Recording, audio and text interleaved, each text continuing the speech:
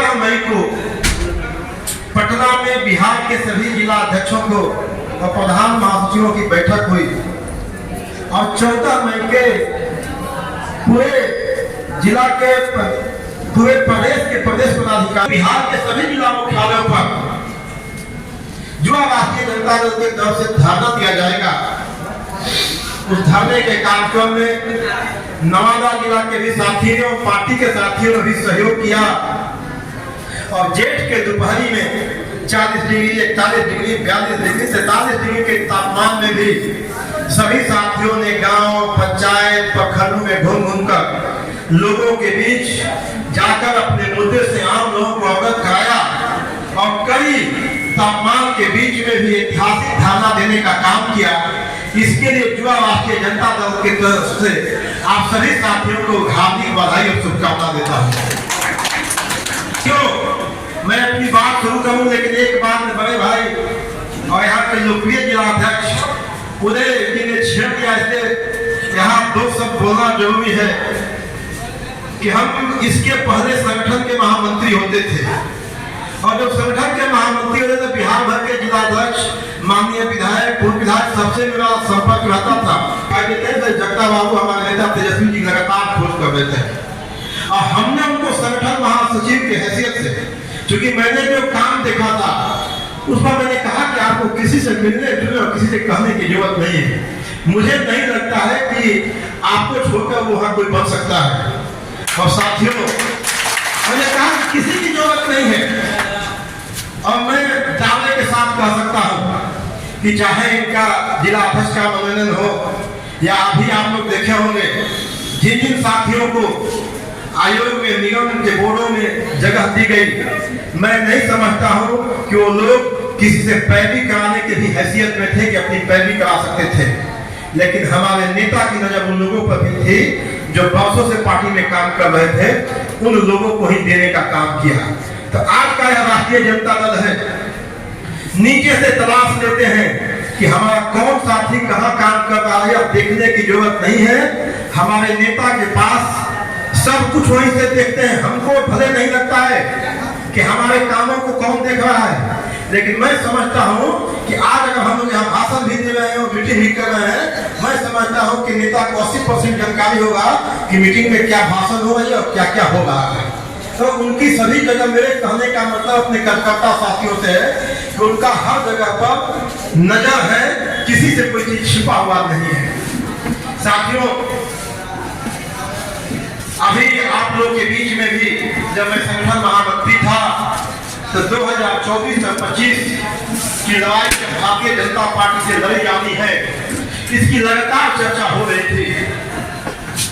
Party ने महसूस किया कि लड़ाई एक नहीं कई मोर्चों पर लड़ना है और उसमें एक मोर्चा वैचारिक मोर्चा भी था कि आज का जो हमारा नया पीढ़ी है उसको भी राष्ट्रीय जनता दल के, समाजवाद के, अम्बेडकरवाद के संविधान से उनको वैचारिक रूप से मजबूत किया जाए।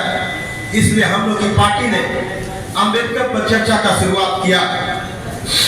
अम्बेडकर पर चर्चा पार्टी के पटना कार्यालय से शुरू होकर के आपके भी अनुमंडल में हुआ, अनुमंडल के बाद प्रखंड में हुआ और प्रखंड के बाद पंचायत में भी चल रहा है। हो सकता है एक को पंचायत बचा हो, चुकी अब अंतिम कगार पर पहुंच गया है। साथियों, जब अम्बेडकर पर चर्चा आपके जिला में अनुमंडल में होने का आया तो आपके पास एक पर्चा भी पटना से आया था और उस पर्चा में विषय था कि अम्बेडकर पर चर्चा में हम किस विषय पर चर्चा करेंगे। उस विषय था कि मनुस्मृति बनाम संविधान, बाबा साहब का जीवन और दर्शन और हमारे नेता आदरणीय लालू प्रसाद यादव जी के द्वारा किया गया था। इन्हीं बातों पर हम लोग को चर्चा करना था। मैं भी इन्हीं बातों पर चर्चा करूंगा और हमारे विषय भी इन विषयों से बाहर नहीं है। चाहे शिक्षा का सवाल हो, जाति जनगणना का सवाल हो या महंगाई हो, इन विषयों से बाहर नहीं है। साथियों, इस पर भी हम भी चर्चा करेंगे। हम लोग के नेता लगातार ये कहते हैं और हम लोग लगातार संघर्ष कर रहे हैं कि देश के संविधान को बचाना है।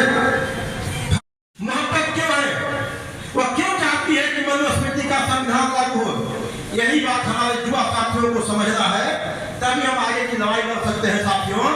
कि मनुस्मृति क्या कहता है, मनुस्मृति का संविधान क्या कहता है कि दलित हो, पिछड़ा हो, अति पिछड़ा हो, वंचित हो, शोषित हो, आदिवासी हो, महिला हो, उसको पढ़ने लिखने का अधिकार नहीं है, यह मनुस्मृति का संविधान कहता है। लेकिन हमारा संविधान क्या कहता है? दलित हो, शोषित हो, वंचित हो, अति पिछड़ा हो, महिला हो, आदिवासी हो, करोड़पति हो या खरबपति हो, ठेला चलाने वाला हो, रिक्शा चलाने वाला हो, दुकानों में काम करने वाला हो, खेतों में काम करने वाला है, दूसरे के यहाँ दाई और पोछा का काम करने वाला मेरी माँ बने हो, सबका बाल बच्चा एक साथ बैठ करके एक विद्यालय में पढ़ेगा। यह हमारा भारत का संविधान कहता है। इसी संविधान से साथियों भारतीय जनता पार्टी को डर लगता है, इसीलिए इस संविधान को बदलना चाहते हैं। मनुस्मृति का संविधान क्या कहता है?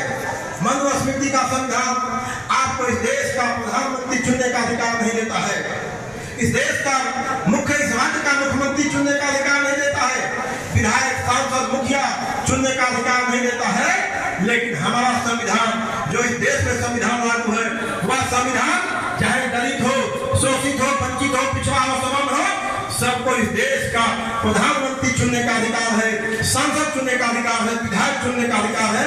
यह हमारा संविधान इसको इजाजत देता है।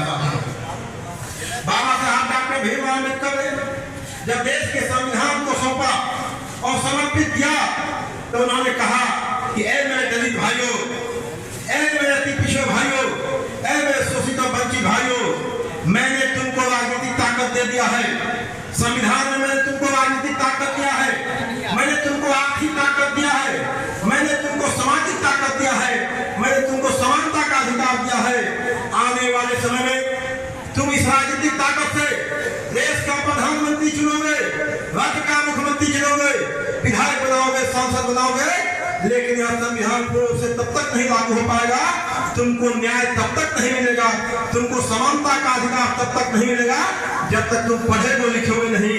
इससे अपने बाल बच्चा को पढ़ाओ। और उन्होंने कहा क्या मेरे दलित भाइयों, अगर तुम्हारे घर में 2 टाइम का खाना बनता है, लेकिन अगर बाल बच्चों को नहीं पढ़ा सकते हो, 1 जून के खाना से काम चलाओ और 1 का पैसा बचा के अपने बाल बच्चों को पढ़ाओ। उन्होंने निम्न वर्गीय परिवार को संबोधित करते हुए कहा कि मेरे भाइयों, अगर आपके पास 2 जोड़ी कपड़ा है लेकिन बाल बच्चों को नहीं पढ़ाते हैं, 1 से काम चलाओ और 1 का पैसा बचा के अपने बाल बच्चों को पढ़ाओ। साथियों, यह सामाजिक क्रांति थी, यह शिक्षा के प्रति शोषितों, दलितों, वंचितों के बीच एक क्रांति की लहर थी और यह लड़ाई लगातार आगे बढ़ती गई। इसी लड़ाई को हम लोग के नेता डॉक्टर राम मनोहर लोहिया ने आगे बढ़ाने का काम किया। इसी शिक्षा के क्रांति के अभियान को हम लोग के नेता आदरणीय कर्पूरी ठाकुर ने भी आगे बढ़ाने का काम किया। इसी के अगुवाई में इसी सामाजिक क्रांति और शिक्षा के क्रांति को हम लोग के नेता लालू प्रसाद यादव जी ने बढ़ाने का काम किया। और हर हमारे समाजवादी नेता अपने अपने समय में अपने अपने हिसाब से, अपने अपने तरीके से इस देश के राज्य के दलितों को, शोषितों को, वंचितों को, कामगार लोगों को अपने अपने हिसाब से संबोधित किया।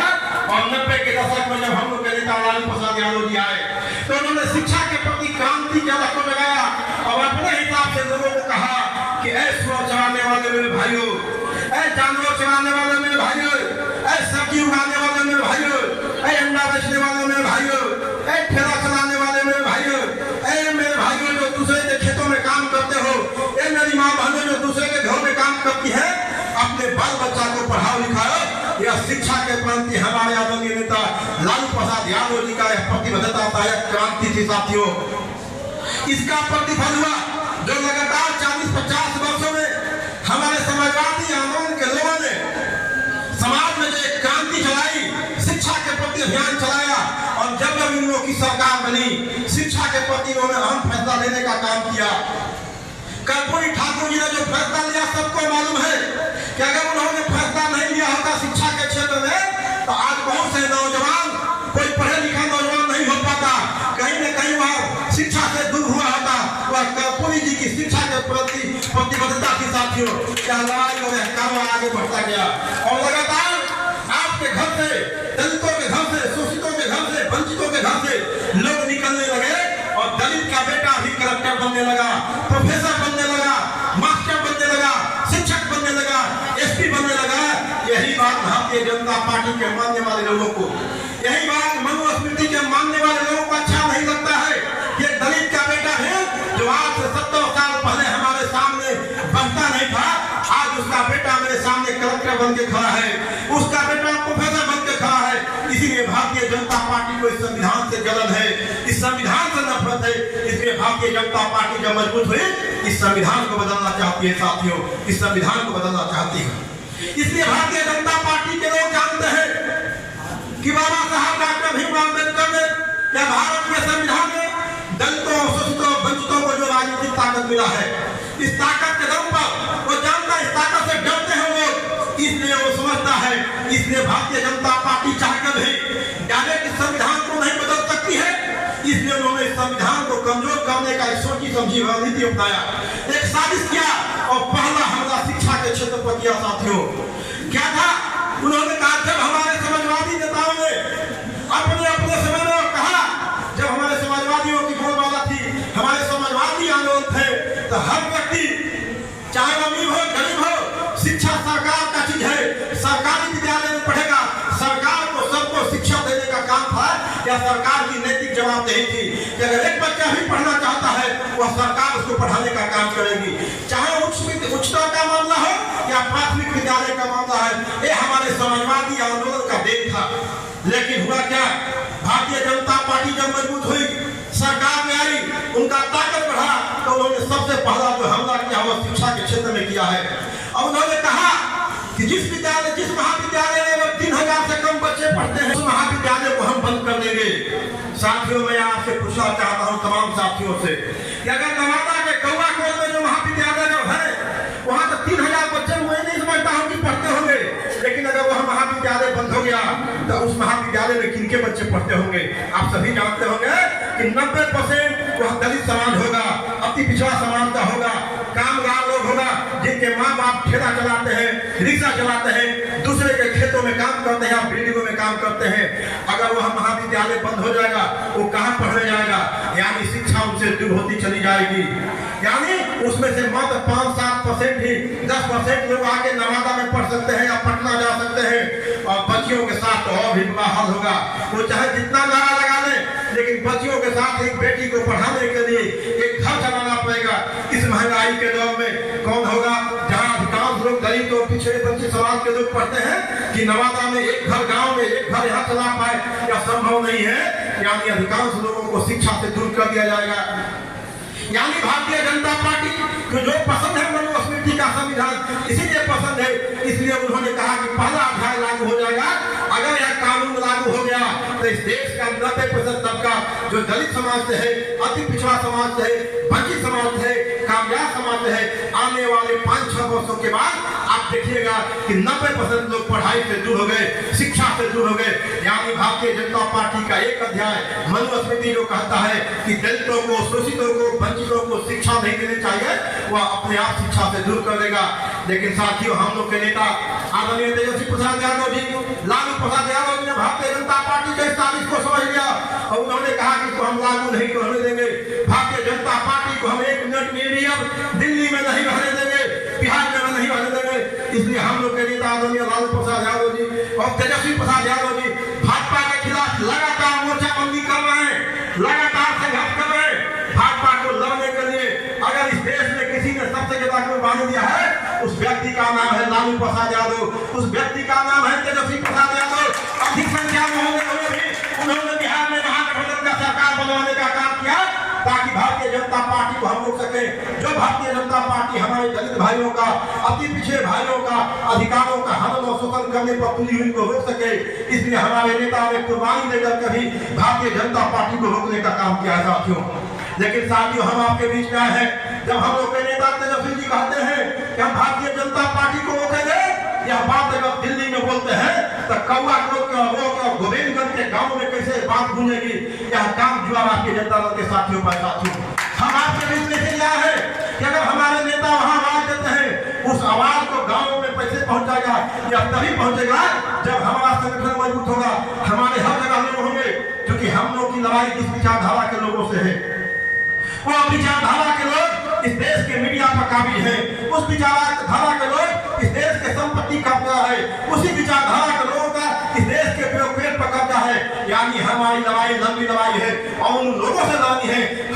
पास अगर कोई चीज है, कोई साधन है, तो हमारा यही दलित तबका है, यही अति पिछड़ा तबका है, वंचित तबका है, उन लोगों के बीच में हमको जाना होगा।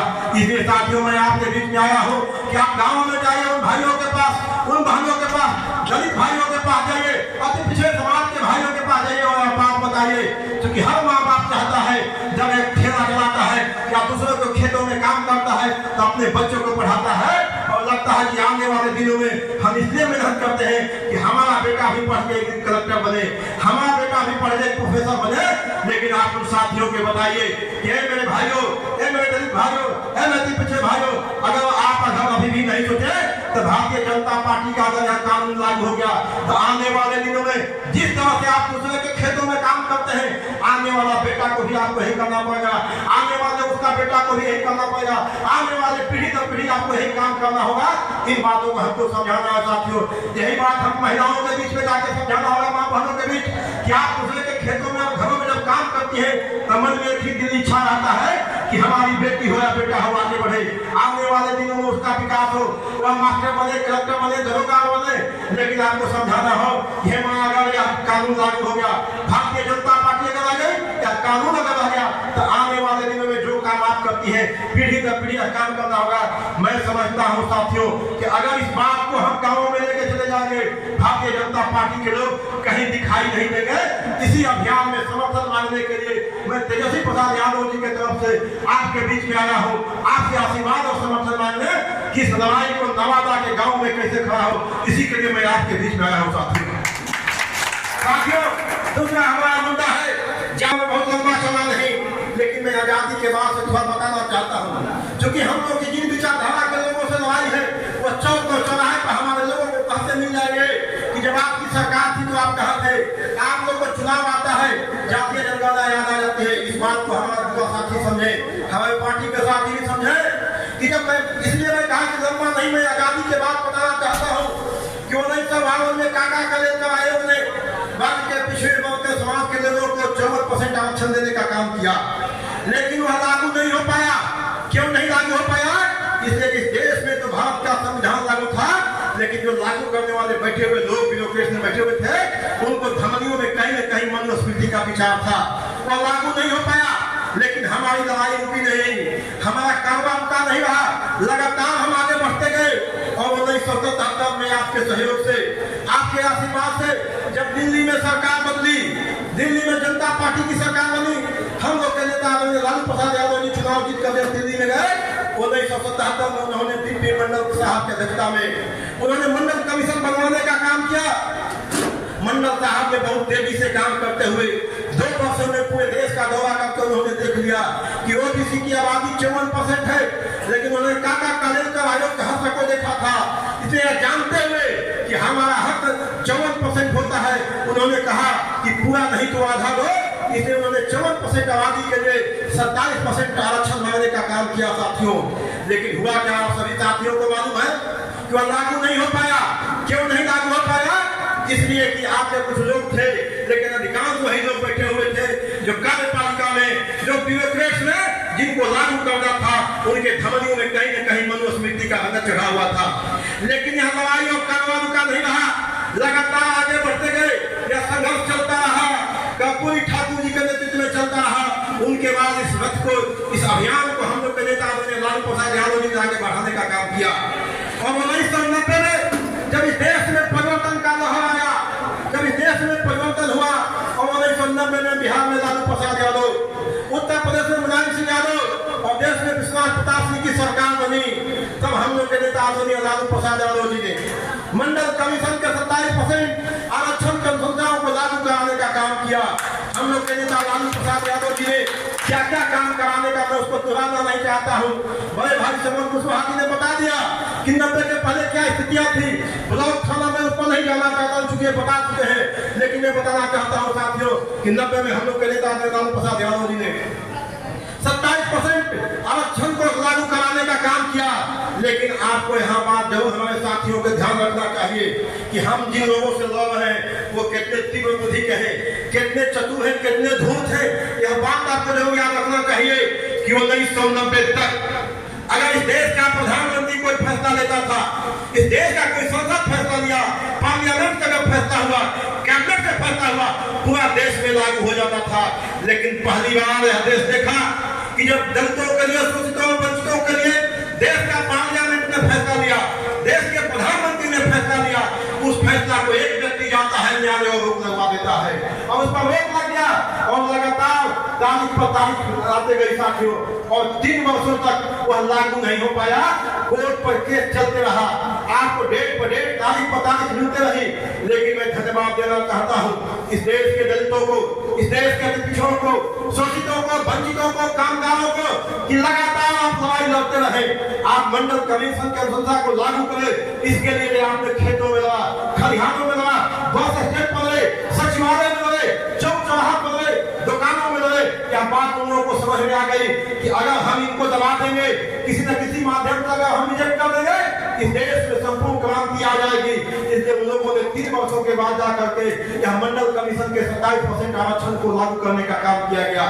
लेकिन आपको ध्यान होना चाहिए साथियों, उन्हीं दिनों वर्षों के दौरान हुआ कि आप जिस डाटा की बात करते हैं कि हमारी आबादी इतनी है, लेकिन इसकी कोई संख्या कहाँ गिनी गई है। क्योंकि आप जिसकी बात करते हैं वह 62 वर्ष पुराना मसला है। 62 वर्षों की बात आप करते हैं।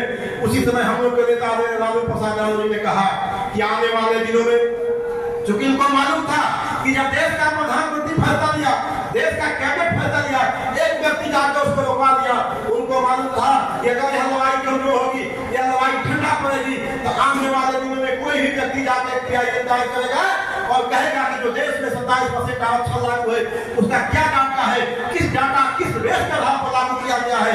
इसलिए उन्होंने कहा कि आने वाले दिनों में हम जातीय धारी जनगणना कराएंगे। और साथियों, आपके सहयोग से, आशीर्वाद से, आपके समर्थन से 1996 में जब दिल्ली में देवगौड़ा की सरकार बनी, संयुक्त मोर्चा की सरकार बनी, हम लोग के नेता आदरणीय लालू प्रसाद यादव जी ने देवगौड़ा जी से कह करके, देवगौड़ा जी के कैबिनेट से उन्होंने पास कराने का काम किया और देवगौड़ा कैबिनेट ने पास किया कि 2001 में जो जनगणना होगी वह जातीय धारी जनगणना होगी। लेकिन साथियों, बहुत दुख का बात है कि 1999 में राष्ट्रीय जनता दल कमजोर पड़ गया, हम लोग के नेता लालू प्रसाद यादव जी कमजोर पड़ गए और 1999 में भारतीय जनता पार्टी सत्ता में आ गई। अटल बिहारी वाजपेयी देश के प्रधानमंत्री बने और उन्होंने आते ही उस फैसले को बदल दिया जो फैसला गरीबों के, दलितों को, शोषितों के, वंचितों के हित में था। उस फैसला को भारतीय जनता पार्टी के नेता, देश के तत्कालीन प्रधानमंत्री अटल बिहारी वाजपेयी ने बदलने का काम किया। लेकिन साथियों, घबराने के नहीं, यह लड़ाई रुकी नहीं रही, यह कारोबार का नहीं रहा। हम लोग के नेता लालू प्रसाद यादव जी लगातार इस लड़ाई को लड़ते रहे और 2004 में आपके सहयोग से, आपके समर्थन से, आपके वोट की ताकत से जब हम लोग के नेता लालू प्रसाद यादव जी दिल्ली में गए और यूपीए की सरकार बनी 2006 में, इन्होंने कैबिनेट से पास कराया कि 2011 में जो जनगणना होगी वह जातीय धारी जनगणना होगी। यह लालू प्रसाद यादव जी ने पास कराने का काम किया। साथियों, खुशी बात क्या है कि 2011 में जातीय जनगणना हुई, लेकिन थोड़ा दुख इस बात का आता है कि 2009 में हम लोग की पार्टी राष्ट्रीय जनता दल कमजोर स्थिति हो गई, हम लोग के नेता कमजोर पड़ गए। इसलिए जिस जातीय जनगणना को तेजी से होना चाहिए था वह जातीय जनगणना में तेजी नहीं आया और लगातार आजकल करते करते 2014 आ गया और 2014 में पुनः भारतीय जनता पार्टी की सरकार आ गई और नरेंद्र मोदी देश के प्रधानमंत्री बन गए। नरेंद्र मोदी ने आते ही 2 फैसला लिया। पहला फैसला यह हुआ कि 2011 में जो जातीय जनगणना हुई है इस जनगणना के रिपोर्ट को हम प्रकाशित नहीं करेंगे। और दूसरा फैसला लिया कि 2021 में जो जनगणना हुई है उस जनगणना को हम जातीय धारी जनगणना नहीं करेंगे। साथियों, इन्हीं सवालों को लेकर हमारे लोगों को, हमारे युवा साथियों के, गांव के गरीब वंचित लोगों के बीच में जाना है।